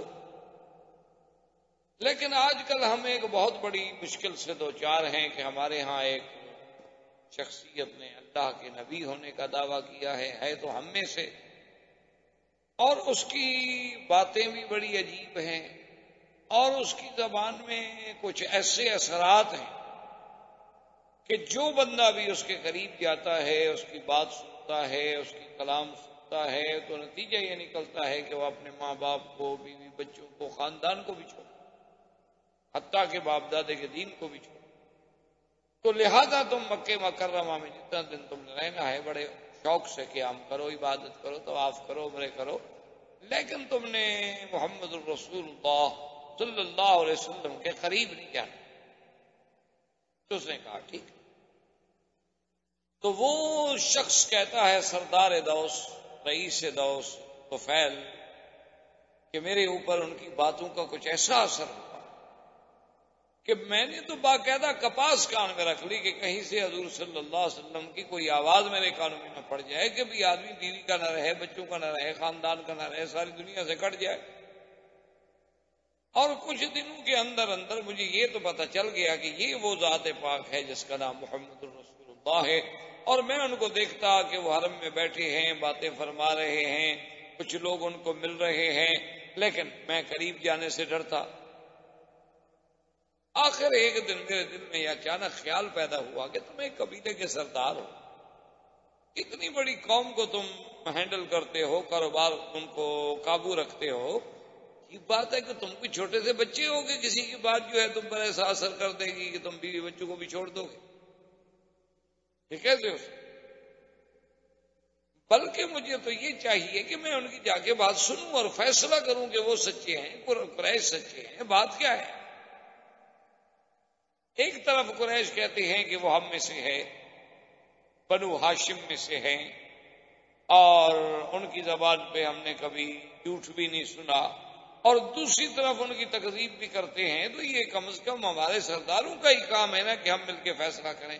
تو کہتے ہیں کہ ایک دن میں حضور صلی اللہ علیہ وسلم کی خدمت میں چلا گیا، اور حضور صلی اللہ علیہ وسلم کچھ لوگوں سے بات فرما رہے تھے، اور اس کے بعد آپ قرآن پاک کی کچھ آیات مبارک تلاوت کر رہے تھے۔ بس میں نے تو حضور کا چہرہ دیکھا اور تلاوت سنی، اور کہتا ہے کہ میری تو دنیا ہی بدل، میری تو کائر بدل۔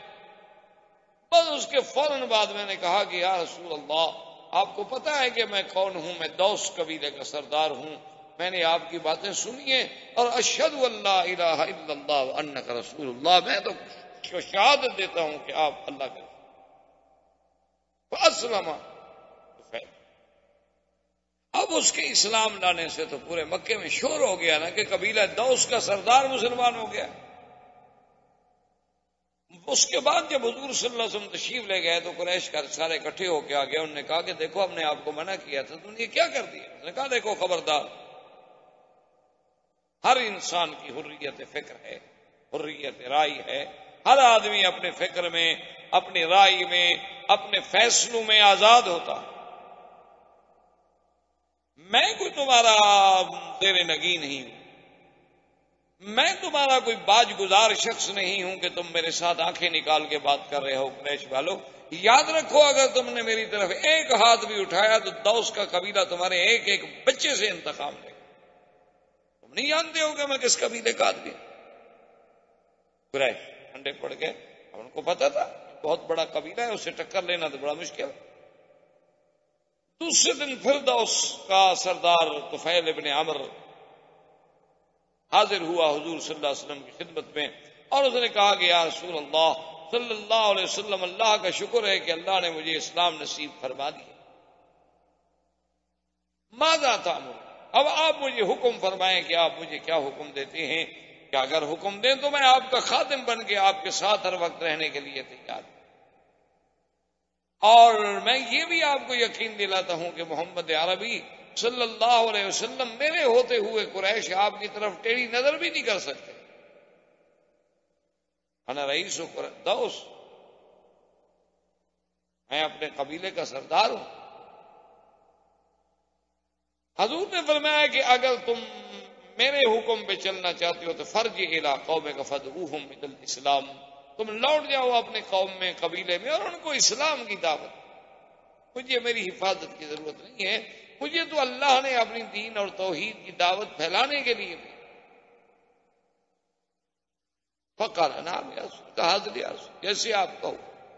تو وہ تو فیض جب واپس آیا تو اس نے اپنے خاندان کو، اپنی بیوی کو، بچوں کو، سب کو بلایا، بٹھایا اور ان سے کہا کہ دیکھو میں تم سے بات کرنا چاہتا ہوں، میرے اندر ایک تبدیلی آ چکی اور میں چھپانا نہیں چاہتا. میں نے کہا کیا بات؟ اس نے کہا کہ میری ایک ملاقات ہوئی ہے ایک ذات پاک سے جس کا نام محمد الرسول اللہ ہے صلی اللہ علیہ وسلم. وہ اللہ کے مبعوث ہیں، اللہ کے بھیجے ہوئے نبی اور رسول ہیں. مجھے انہوں نے جب قرآن پڑھا اور دعوت اسلام دی، میں تو مسلمان ہو چکا ہوں. اب اگر آپ میرے ساتھ شریک ہونا چاہتے ہیں تو اہلاً وسہلاً، اور اگر مجھ سے جدا ہونا چاہتے ہیں تو ابھی سے علیحدہ ہو جاؤ. میں ساری دنیا کو اب چھوڑ سکتا ہوں لیکن محمد رسول اللہ کو نہیں چھوڑ سکتا. ایک دن کی صحبت کا یہ عالم، خدا کی شان ہے. بیوی بچے مسلمان ہو گئے، قریب کے جو لوگ تھے وہ مسلمان ہو گئے. اب اس نے قوم کو دعوت دینی شروع کی. چند دنوں کے اندر اندر پورا قبیلہ دوس کا ایک بندہ بھی نہ رہا الا دخلوا فی الاسلام، سب کے سب اسلام میں داخل. اور اسی اثنا میں حج کی موسم آ گئی، اور جب حج آتا تھا تو مکے والے بھی حج کرتے تھے، کفار بھی حج کرتے تھے، اور وہ دعویٰ کرتے تھے کہ ہم تو سب سے بڑے حج کے حقدار ہیں کیونکہ ہم تو مجاورین کعبہ ہیں، کہ اللہ کے کعبے کی چابی ہمارے ہاتھ میں ہے، سقایا ہمارے ہاتھ میں ہے، رفادہ ہمارے ہاتھ میں ہے، غلاف کعبہ ہمارے ہاتھ میں ہے، تو ہم تو سب سے زیادہ کعبۃ اللہ کے وارث ہیں، تو ہم اللہ کے گھر کا حج کیوں نہیں کریں گے؟ باقاعدہ احرام باندھتے، باقاعدہ غسل کرتے، باقاعدہ جا کے قربانیاں دیتے، باقاعدہ تلبیہ پڑھتے. حتیٰ کہ ایک روایت مبارک میں آتا ہے کہ ایک دن حضور صلی اللہ علیہ وسلم نے سنا کہ کفار قریش میں سے کچھ لوگ احرام باندھے ہوئے تلبیہ پڑھ رہے تھے کہ لبیک اللہم لبیک لبیک لا شریک لک لبیک. حضور نے فرمایا اما بس ٹھہر جاؤ، یہی بات تو میں کہتا ہوں، جو کچھ تم کہہ رہے ہو بس یہاں تک رک جاؤ. انہوں نے کہا نہیں، الا شریکا تملکہ وما ملک، کہ یا اللہ تیرا کوئی شریک نہیں مگر وہ جن کو تو نے اپنا شریک خود بنایا ہے، اور ان کا بھی دراصل مالک تو ہی ہے. وہ تمہارے مالک نہیں ہے، جو ہمارے چھوٹے چھوٹے خدا ہیں، ان کا تو مالک ہے، یہ تمہارے مالک نہیں، لیکن تو نے ان کو اپنا شریک بنایا. حضور نے فرمایا قبحکم اللہ، اللہ تم لوگوں کو ہلاک کر دے. کیا تم ابھی کہتے ہو لا شریک لک، پھر کہتے ہو الا شریک. تو خیر بہرحال یہ ہوا کہ جب حج کا موسم آیا تو اس حج کے موسم میں اللہ کی شان دیکھیں کہ مدینہ منورہ سے 73 آدمی کا قافلہ آیا حج کرنے کے لیے، اور وہ پہلے سے اسلام لا چکے. 73 مرد تھے اور 2 عورتیں تھیں. جب وہ مکہ میں آ گئے، حج کے احکامات میں مشغول ہو گئے، ان نے آپس میں بیٹھ کے مشورہ کیا کہ الحمدللہ ہم تو مسلمان ہیں، لیکن حضور تو آخر مکے میں، نہ ہماری حضور سے تو ملاقات نہیں ہوئی، ہمیں تو مصعب بن عمیر نے اسلام سکھلایا. تو کم از کم ہم حضور صلی اللہ علیہ وسلم کے ساتھ ملنے کے لیے کوئی پیغام، کوئی ٹائم، کوئی وقت مقرر کریں۔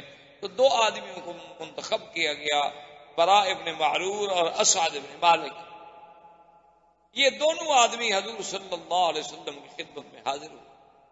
حضور نے فرمایا من این انتما، کہاں سے آئے ہو؟ انہوں نے کہا من یثرب، اس وقت یثرب تھا، مدینہ تو بعد میں بنا نا جب مدینے والا گیا ہوا۔ تو انہوں نے کہا کہ تم کیسے آئے ہو پھر میرے پاس؟ انہوں نے کہا کہ حضور ہم مسلمان ہیں، ہم کلمہ پڑھ چکے ہیں، لیکن ہمیں آپ کی زیارت نصیب نہیں، ہم چاہتے ہیں کہ نبایعک کا، ہم آپ کے ہاتھ میں بیعت کریں، اور ہمارے ساتھ تو 73 آدمی ہیں ماشاءاللہ۔ آپ نے فرمایا تمہارا نام کیا ہے؟ اس نے کہا جی براء ابن معرور۔ تمہارا نام کیا ہے؟ اس نے کہا اسعد ابن مالک۔ حضور نے فرمایا اچھا اسعد ابن مالک، تم وہ تو نہیں ہو جو بڑا ایک معروف شاعر ہے؟ اس نے کہا کہ ہاں یا رسول اللہ، میں وہی ہوں۔ ففر یا رسول اللہ، حضور کو بڑی خوشی ہوئی، کیونکہ اس زمانے میں کوئی مواصلات تو تھے نہیں، کوئی وزارت اعلام، کوئی نشر اشاعت، کوئی قصے، کوئی چیزیں تو نہیں تھی۔ اس زمانے میں تو یہی ہوتا تھا نا کہ کوئی اگر فصیح، ادیب، بلیغ، کوئی شاعر مسلمان ہو جائے تو پھر اسلام میں ایک قوت آتی تھی، اسلام میں ایک طاقت آتی تھی کہ وہ اپنے شعر و شاعری کے ذریعے اسلام پھیلاتا تھا، کیونکہ شعروں میں بڑی طاقت ہے۔ اسی لیے حضرت حسان رضی اللہ تعالی عنہ جب شعر پڑھتے تھے مشرکین کے رد میں، حضور نے فرمایا شد علیہم من السہام، کہ جو تم تیر مارتے ہو نا اس تیروں سے زیادہ حسان کا شعر ان کو مارتا ہے، کیونکہ شعر میں بڑی قوت ہے، ان من الشعر الحکمت، لیکن شرط یہ ہے کہ وہ شعر جو ہے وہ حکمت اور عین ثواب ہو، اللہ کے قرآن اور احکام سنت رسول کے خلاف نہ ہو، تو پھر اس میں بڑی طاقت ہے شعر۔ حضور صلی اللہ علیہ وسلم بڑے خوش ہوئے، کبھی شاعر ہے، اور عربوں میں تو شاعری کا بڑا قدر تھا، یہ سارے بڑے فصیح و بلیغ لوگ تھے، یہ جتنے کفار قریش گزرے ہیں ان میں تو فصاحت اور بلاغت ان کی گٹھی میں پڑی ہوئی تھی نا۔ اور بھی تو دنیا میں عرب تھے نا، لیکن دیکھیں اللہ نے اپنے قرآن کو لغت قریش میں اتارا، ورنہ تو کئی لغتیں تھیں عرب کی، یعنی ان کا اتنا بڑا مقام تھا۔ تو اب انہوں نے کہا کہ جی، تو آپ نے فرمایا کہ ٹھیک، ایک وقت معین ہو گیا حضور صلی اللہ علیہ وسلم کے ساتھ ملاقات کا۔ تمام 73 کے 73 صحابہ نے حضور صلی اللہ علیہ وسلم کے ہاتھ پہ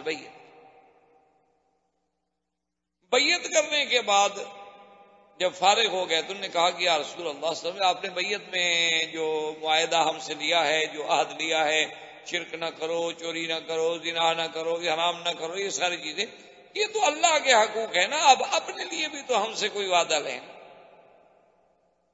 آپ کے لیے بھی تو ہم کوئی عہد کرنے کے لیے تیار ہیں۔ حضور صلی اللہ علیہ وسلم نے فرمایا اصل بات تو اسلام ہے، اللہ نے تمہیں اسلام کی دولت سے مالا مال کر دیا، اور اگر تم چاہتے ہو تو پھر میں بھی تم سے ایک وعدہ لینا چاہتا ہوں۔ حضور صلی اللہ علیہ وسلم نے فرمایا کہ پھر میں تم سے ایک وعدہ لینا چاہتا ہوں۔ انصار مدینہ نے عرض کیا کہ یا رسول اللہ اب ہم سے کیا وعدہ لینا چاہتا؟ حضور نے فرمایا کہ اگر میں یثرب میں آ جاؤں، میں مدینے میں آ جاؤں، تو تم میری اسی طرح حفاظت کرنا اور میری طرف سے میرے دشمنوں کا دفاع کرنا جیسے ایک انسان اپنے اہل، اولاد، اپنے بیوی بچوں کے لیے تحفظ کرتا ہے اور دفاع کرتا ہے، تو تمہیں یہ میرے ساتھ ایک ذاتی معاہدہ کرنا ہوگا۔ تو انصار نے کہا کہ یا رسول اللہ صلی اللہ علیہ وسلم، بڑا صحابی بھی تو بڑے، انصاری بھی تو بڑے عقل والے تھے، انہوں نے کہا حضور ٹھیک ہے، ہم یہ معاہدہ کرنے کے لیے تیار ہیں کہ ندافع عنک، ہم آپ کی طرف سے پورا دفاع کریں گے، لیکن اس کے بدلے میں آپ پھر ہمیں کیا دیں گے؟ آپ نے ایک شرط کیا تھا، اب ہم بھی تو ایک شرط چاہتے ہیں۔ حضور پاک صلی اللہ علیہ وسلم نے فرمایا کہ اگر تم اس وعدے پہ پورے رہو گے لکم الجنہ، پھر تمہارے لیے جنت، دنیا کی کوئی نعمت نہیں، دنیا کا کوئی معاوضہ نہیں۔ ہمارے ہاں تو ہر چیز کا معاوضہ دنیا میں طلب کیا جاتا ہے نا جی، کہ مجھے عہدہ کیا دو گے، مجھے کتنی ترقی دے دو گے اگر تمہارا اقتدار آ جائے، تو میرے لیے کیا خصوصی اختیارات ہوں گے۔ ان کے سامنے ایک چیز تھی، آپ نے فرمایا لکم الجنہ، تمہارے لیے جنت ہوگی. تو پتہ ہے اس صحابی نے کیا کہا؟ اس نے کہا کہ واللہ یا رسول اللہ لا نقیل ولا نستقیم. ایک عجیب جملہ کہا صحابی نے. اس نے کہا کہ واللہ یا رسول، نے کہا حضور مجھے اللہ کی قسم، لا نقیل ولا نستقیم، اس معاہدے سے اب تو نہ تو اب ہم پھریں گے اور نہ آپ پھریں گے، ہم اپنے وعدے پہ قائم رہیں گے، آپ ہمیں جنت لے کے دیں، آپ بھی اپنے وعدے پہ قائم. حضور صلی اللہ علیہ وسلم نے فرمایا ٹھیک، تمہارا وعدہ ہے، اللہ کے نبی کا بھی تو ایک وعدہ ہے. ایک صحابی نے عرض کیا، اس نے کہا حضور یہ تو سب نے اپنے اپنے میثاق مواعید رکھے ہیں، مجھے اجازت ہو تو میں کچھ عرض کروں. تو حضور نے فرمایا ہاں تو بھی بتاؤ.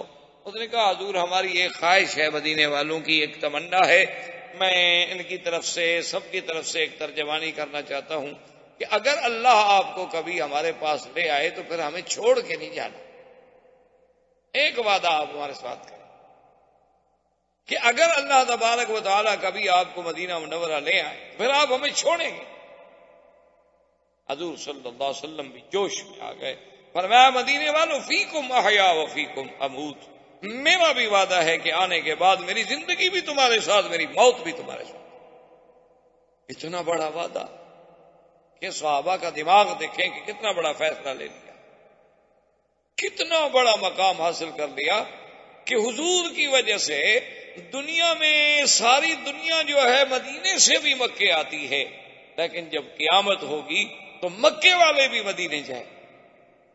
آپ اندازہ کریں کہ کتنا بڑا شرف لے گئے مدینے والے. کبھی آپ اس بات پہ غور کریں کہ ساری دنیا، مدینے والے بھی تو حج کرنے کے لیے مکے آتے تھے نا، حضور بھی تو حج کرنے کے لیے مدینہ چھوڑ کے مکے آتے تھے، لیکن حضور کے وہاں ہونے سے اتنا بڑا شرف ملا مدینے کو کہ حضور نے فرمایا کہ جب میں قیامت والے دن اپنے روضہ مبارک سے اٹھایا جاؤں گا تو فاروق نے فرمایا سب سے پہلے آتی علی بقیع الغرقد، میں مدینے کے قبرستان جنت البقیع الغرقد پہ آؤں گا.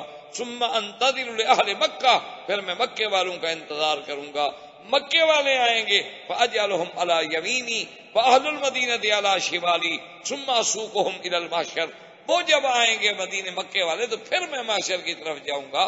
یعنی اگر حضور وہاں نہ ہوتے تو پھر مکے والے وہاں کیوں جاتے؟ اتنی بڑی بات صحابہ نے کی. اور خدا کی شان دیکھیں کہ حضور صلی اللہ علیہ وسلم جب یہ ملاقات کرنے کے لیے جا رہے تھے مدینے والوں سے تو آپ کے چچا عباس جو تھے وہ بھی ساتھ بیٹھے ہوئے تھے، اتفاق سے مسلمان نہیں تھے. اور جب حضور جانے لگے ان کے ساتھ تو عباس نے کہا حضور اگر اجازت ہو تو میں بھی چلوں. فرمایا تم تو اسلام نہیں لائے ہو اور تم وہاں کیا کرو گے؟ اس نے کہا حضور میں اسلام چاہے نہ لاؤں، کم سے کم آپ میرے عزیز ہیں، میرے بھتیجے ہیں، پتہ نہیں وہ کون لوگ ہیں جو آپ کو ملنے کے لیے بلا رہے ہیں، میں آپ کو اکیلا تو نہیں چھوڑ سکتا. یہ الگ بات ہے کہ آپ کا میرا مذہب نہیں ملتا، لیکن روایات تو ہوتے ہیں، کچھ خاندانی روایات اور عادات تو ہوتے ہیں. یہ تو نہیں ہو سکتا نا کہ ہم آپ کو اکیلا بھیج. اس نے کہا چل تم. لیکن دیکھیں کمال عباس کا، خاندانی لوگ تھے نا. عباس نے کسی نے نہیں کہا کہ ابھی مدینے والے آئے تھے اور حضور کی بیعت ہو گئی اور تم کیا کر رہے ہو، حضور کی تو جماعت بڑھ رہی ہے. جو مجلس کا راز تھا المجالس بالامانات، کہ مجالس جو ہیں وہ امانت ہوتی ہیں، کہ جو مجلس میں آپ کے ساتھ بات ہو بس وہ آپ کے ساتھ ہے. اس کا مطلب یہ تھوڑا ہے کہ آپ اس کو اشتہار بنا کے دنیا میں بھاگتے پھریں. اب صحابہ کہتے ہیں کہ یہ مجلس مبارک جب ختم ہوئی فسمعنا صارخا یصرخ من الجبل، کہتی ہیں ہم نے سنا کہ ایک آدمی پہاڑ کے اوپر سے ایسی آواز دے رہا ہے، اور کہتے ہیں کہ ایسی آواز ہم نے کبھی نہیں سنی. اتنی سخت آواز، اتنی بلند آواز، اتنی کرخت آواز کہ پورا مینا ہل گیا. اس نے کہا کہ یا اہل الخیام، یا اہل مکہ، ایسی زور سے آواز. نے کہا کہاں سو رہے ہو؟ آل یثرب نے تو محمد مدنی کے ہاتھوں پہ بیعت کر لی ہے اور اتفاق ہو گیا ہے تمہارے ساتھ لڑنے پہ، تمہاری قتال پہ اتفاق ہو گیا، تیار ہو جاؤ تم. اب جب یہ آواز آئی سب قریش حیران، آواز کہاں سے آ رہی ہے؟ انہوں نے کہا عجیب بات ہے، وہ کون ہے یثرب والے جو ہماری قتال کے منصوبے بنا رہے ہیں؟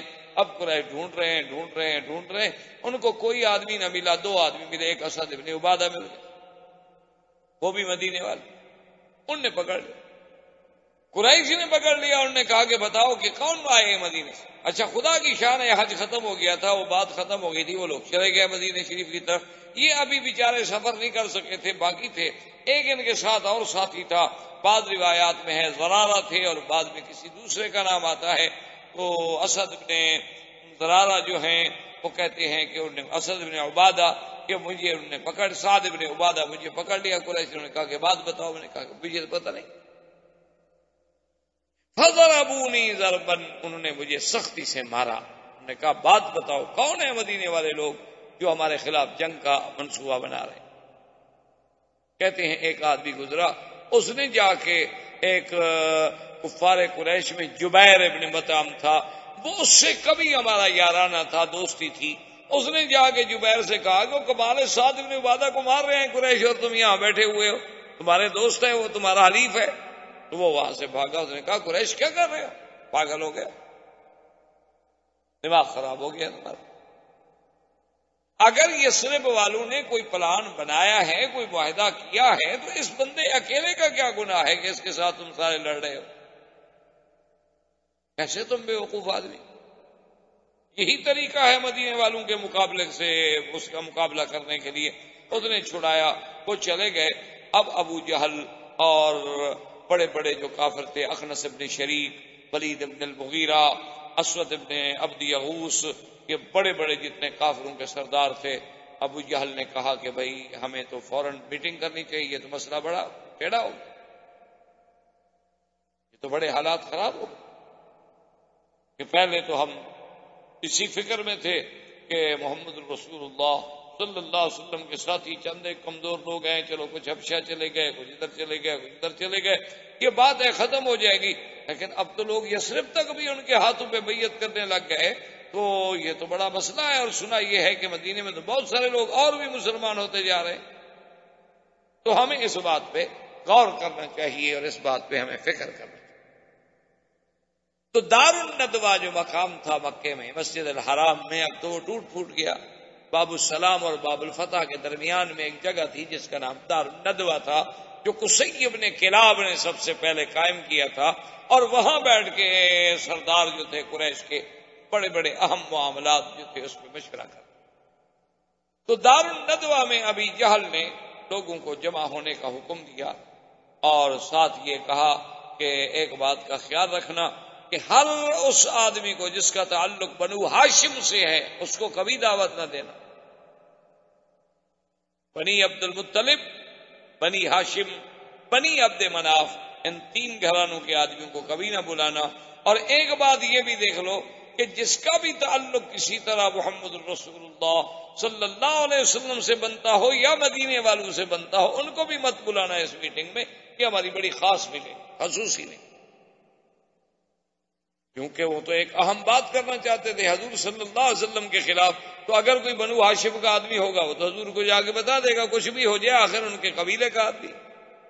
ابو جہل نے اس اہتمام سے کہ بھی بنی ہاشم بھی نہ آئے، بنی عبد المطلب بھی نہ آئے، بنی عبد مناف بھی نہ آئے، فمن لہ علاقۃ بأہل یثرب، اور وہ قبیلہ بھی نہ آئے جس کو مدینے والوں سے کسی قسم کا تعلق ہو، کیونکہ مدینے والے مکے والے آپس میں ملتے تھے، وہاں کے بڑے بڑے قبائل اوس و خزرج تھے، یہودیوں کے بڑے قبائل بنی نذیر تھا، بنی قینقاع تھا، بنو قریظہ تھا، آنے جانے میں تو معاملات تو ہوتے ہیں دنیاوی۔ اب میٹنگ جب شروع ہوئی دار الندوہ میں، تو دروازے پہ دیکھا کہ ایک آدمی کھڑا ہے، ایک بڑا شیخ، ایک، اور بعض کتابوں میں یہ بھی آتا ہے کہ شیخ نجدی، ایسے معلوم ہوتا تھا کوئی نجد کے علاقے کا بڑا شیخ۔ اب بعض لوگ اس حدیث کو سامنے رکھ کر ان اہل نجد پر جو اعتراض کرتے ہیں، یہ جہالت کی بات ہے، نجد کا معنی یہ نہیں ہوتا کہ یہی علاقہ ہے نجد، نجد تو یہ ہے کہ تہامہ کے بعد نجد العراق، عراق تک سارا نجد، یہ کوئی نجد کا علاقہ کوئی چھوٹا سا علاقہ نہیں ہے کہ اسی کو تہمت میں ڈالا جائے۔ وہ تو عراق جو ہے یہ سارا عراق تک نجد جاتا. اسی طرح تہامہ ہے، حجاز ہے، یہ اونچا علاقہ تھا اس لیے وہ نجد کہلاتا تھا. اور دوسرا ادھر کے لوگ جو تھے وہ بڑے کوی تھے، بڑے کوی، بڑے قداور، بڑے جنگجو، بڑی قوتوں والے بڑے بڑے قبائل جو ہے نا جی، آپ نے نہیں دیکھے بعض قبائل میں اللہ نے بڑی بڑی خصوصیات رکھی ہیں، جیسے جیزان کے لوگ ہیں، نجد کے لوگ ہیں، بڑے ان کی صحت دیکھیں تو آپ حیران ہوں گے. اگلے دن میں اخبار میں پڑھ رہا تھا، بلکہ 125 سال عورت کی عمر ہے جو شادی کی خواہش مند. آپ کے ہاں 125 سال کا آدمی چل بھی سکے گا؟ ٹھیک ٹھاک چلتی ہے، پھرتی ہے، کھاتی ہے، پیتی ہے، ابھی تک اس میں تمنا بھی ہے شادی. 60 سال اس نے بغیر شادی کے بھی گزار دیا ہے، لیکن اب اس کے تمنا ہے، خواہش. تو میرے کہنے کا مطلب یہ تھا کہ بعض لوگوں کو اللہ نے بڑی قوتیں دی ہیں، بڑے قوا دی ہیں. تو اب جناب یہ تھا کہ وہ بھی آ گیا. تم نے دیکھا کہ چلو یار یہ بھی نجد کے کوئی علاقے کا آدمی ہے، پہچانا ہوا تو ہے نہیں، کوئی صورت پہلے کبھی نہیں دیکھی ایسے آدمی کی، لیکن لگتا ہے کہ وہ بڑے قبیلے کا بندہ ہے اور بڑا سمجھدار سا لگتا ہے چہرے مورے سے. چلو اس سے بھی فائدہ اٹھا لیتے ہیں مشورے کا. اندر جا کے بیٹھ گئے. اس کے بعد مشورہ شروع ہو گیا. ابو جہل نے کہا کہ ماذا رأیکم، اب بتاؤ کیا کریں کہ محمد مدنی پاک کا مسئلہ تو بہت پھیل گیا. حضور صلی اللہ علیہ وسلم کی عظمت، آپ کی شان اور آپ کا مسئلہ جو ہے وہ رات دن جو ہے پھیلتا چلا جا رہا ہے، اس کے لیے ہمیں غور کرنا چاہیے کہ ہم کیا کریں. ایک آدمی بیٹھے تھے، انہوں نے کہا کہ بڑی آسان بات ہے، حضور صلی اللہ علیہ وسلم کو قید کر دیتے ہیں، بند کر دیتے. جب آپ بند ہو جائیں گے، آپ کی تبلیغ بند ہو جائے گی، آپ کا آنا جانا اٹھنا بیٹھنا ملنا جلنا سب بند ہو جائے گا، خلاص محبوس ہو گئے. وہ جو آدمی بیٹھا تھا نا شیخ نجدی کی شکل میں، ابو البختری، اس نے کہا کہ لیس ھذا الرأی رأی، کہ یہ تو مشورہ غلط ہے. مشورہ نے کہا کہ بھی کیوں غلط؟ اس نے کہا عجیب بات، تم محمد رسول اللہ صلی اللہ علیہ وسلم کو قید میں رکھ سکو گے؟ اللہ کے نبی اگر قید میں ہوں گے تو آپ کے ماننے والے جو حبشہ میں ہیں، مدینہ میں ہیں، وہ بھی تو اکٹھے ہو کے آپ پر چڑھائی کریں گے، حملہ کریں گے آپ لوگوں پر، چھوڑ دیں گے وہ آپ کو. یہ کون سی بات ہے؟ یہ تو کوئی رائے نہیں، اور مسئلہ سوچو. ایک اور آدمی نے کہا، اس نے کہا کہ اچھا ایسا کرتے ہیں کہ حضور صلی اللہ علیہ وسلم کو نکال دیتے ہیں، کہ ہمارے مکے سے جائیں جہاں مرضی آئے، وہاں جا کے اپنا دین پھیلائیں، اپنی کچھ قوت بنائیں، لیکن ہماری بس ہم سے چلے. اس نے کہا کہ بے سر ہے. اس نے کہا یہ بات اس سے بھی غلط ہے، اس پہلی رائے سے بھی زیادہ بدتر ہے کہ بدبختوں جب حضور باہر چلے جائیں گے تو باہر تو آپ کے ماننے والے بیٹھے ہوئے، اور جب آپ کے پاس ایک قوت ہو جائے گی تو حملہ آور ہو کر مکہ فتح کریں. کیسی باتیں کر رہے ہیں؟ ابو جہل نے ملعون نے کہا، اس نے کہا کہ دیکھو سب ٹھہر جاؤ، میرے پاس ایک مشورہ ہے، میری ایک تجویز ہے، ایک رائے ہے، ایک تدبیر ہے، پہلے اس پہ غور کریں. انہوں نے کہا کہ ہاں تم بتاؤ کیا بات ہے. اس نے کہا کہ دیکھو حضور صلی اللہ علیہ وسلم کے قبیلے زیادہ سے زیادہ بنو ہاشم، اور کون ساتھ دے گا؟ بنی عبد المطلب، بنی عبد مناف. باقی تو سارے قبائل ہمارے ساتھ ہیں. قبیلہ تو ایک تھا قریش، پھر آگے شاخیں ہوتی ہیں نا اس کو عرب میں کہتے ہیں افخاذ، فخذ یا بطن. قبیلہ تو قبیلہ ہوتا ہے نا، وہ تو بڑا ہو گیا. جیسے آپ دیکھیں نا آپ کے ہاں بھی بڑی بڑی قومیں، مثلا بلوچ ہیں، پھر آگے بلوچوں کی کئی شاخیں ہیں، راجپوت ہیں، پھر راجپوتوں کی کئی آگے برانچز ہیں، شاخیں ہیں. اسی طرح جیسے عطا کے سید ہیں، سادات میں بھی پھر بعض علوی ہیں، بعض حسنی ہیں، بعض حسینی ہیں، ان میں بھی پھر اقسام ہیں. تو اسی لیے قریش کے ابی جہل نے کہا کہ دیکھو باقی جو قبائل ہیں سب ہمارے ساتھ ہیں، اور میری رائے یہ ہے کہ ہر قبیلہ جو ہے اپنا ایک نوجوان جنگجو لڑاکا تیار ہے. تو تقریباً ہم بنتے ہیں 60 گھر، تو 60 گھرانہ جو ہے ایک ایک بندہ دے اپنا، تو 60 نوجوان ہمارے تیار ہو گئے. تو 60 نوجوان جو ہے مسلح ہو کر حضور صلی اللہ علیہ وسلم کے گھر کا محاصرہ کر لیں، اور جب حضور صبح نماز کے لیے باہر آئیں تو حملہ آور ہو جائیں، مل کے سارے حضور کو شہید کر دیں. تو اب صاف سی بات ہے کہ پہلے تو 60 گھرانوں سے 3 گھرانے لڑ نہیں سکتے. اچھا کسی ایک کے قاتل ہونے کا بھی وہ فیصلہ نہیں کر سکتے کہ جی پتہ نہیں کس کی تلوار لگی, وہ تو اندھیرا تھا, 60 آدمی حملہ کر رہے تھے, پتہ نہیں تلوار کس کی لگی. تعیین قاتل بھی مشکل ہو جائے گی. تو آخر میں معاملہ یہی ہوگا کہ دیت ادا کریں, تو ہم 60 گھرانے ہیں, پیسے جمع کر کے دیت دے دیں گے. تو وہ جو بیٹھا تھا نا رجل النجدی اور شیخ النجدی اور باقیوں نے کہا اس نے کہا یہ ہے تجویز. دیکھیں نا تجویز تو ہوئی نا کہ ہمیشہ کے لیے مسئلہ ہی ختم کرو, بس ختم کر دو, بات ختم ہو.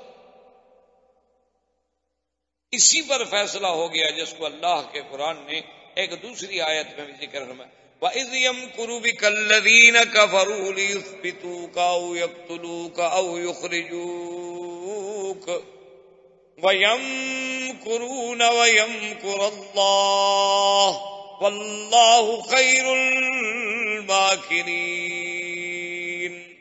اللہ نے فرمایا میرا مدنی صلی اللہ علیہ وسلم جب کافر اکٹھے ہو کے تجویزیں کر رہے تھے کہ آپ کو قید کر دیا جائے یا آپ کو نکال دیا جائے یا آپ کو قتل کر دیا جائے, وَيَمْكُرُونَ وَيَمْكُرُ اللَّهُ, وہ اپنی تدبیریں کر رہے ہیں اور اللہ اپنی تدبیر کر رہے ہیں. اللہ تو سب سے بہتر تدبیر فرمانے والے ہیں. یہ کیا کر سکتے, یہ کیا کر سکتے ہیں آپ؟ اللہ نے حکم دیا کہ میرا مدنی صلی اللہ علیہ وسلم اب وہ وقت آ پہنچا ہے کہ آپ ہجرت بس چھوڑ دیں. حضور صلی اللہ علیہ وسلم کی ہجرت سے قبل سب سے پہلی ہجرت حبشہ کو ہوئی اور پھر مدینہ کو ابو سلمہ نے ہجرت کی. اسی طرح پھر ہجرت ہوتی گئی. یہ سب لوگ چوری چوری جیسے جیسے موقع ملتا مدینہ شریف کی طرف نکل پڑتے. الا سیدنا عمر, حضرت عمر آئے حضور کی خدمت میں. انہوں نے کہا یا رسول اللہ مجھے اجازت ہے مدینہ جانے کے لیے, سب صحابہ جا رہے ہیں, سب لوگ جا رہے ہیں, تو اگر آپ نے فرمایا ہاں تمہیں بھی اجازت ہے. ایک حضرت عمر ہے, انہوں نے اعلان کیا کہ میں کل جا رہا ہوں مدینے, اگر قریش نے مقابلہ کرنا ہے تو نکلو, میں چوری نہیں جا سکتا. ہم نے تمہارا کیا بگاڑا ہے, کیا لے کے جا رہے ہیں تمہارا؟ قریش کے کچھ لوگ آئے, انہوں نے کہا کہ عمر کیا جا رہے ہیں؟ اس نے کہا دیکھو میں جہاں جا رہا ہوں میں تو جا رہا ہوں مدینہ, لیکن میں تمہارا انتظار کروں گا تنعیم کے باہر. مسجد تنعیم کے باہر جو ہے نا, چونکہ حد حرم ختم ہو جائے گی, میں وہاں 2 دن بیٹھے رہوں گا, آؤ میرے مقابلے پہ. اگر کسی کو بچے یتیم کرانے کا شوق ہے نا تو عمر بیٹھا ہے 2 دن, میں 2 دن انتظار کے بعد جاؤں گا, ایسے جلدی میں نہیں چلے جاؤں گا. حرم میں تو میں نہیں لڑنا چاہتا تم سے.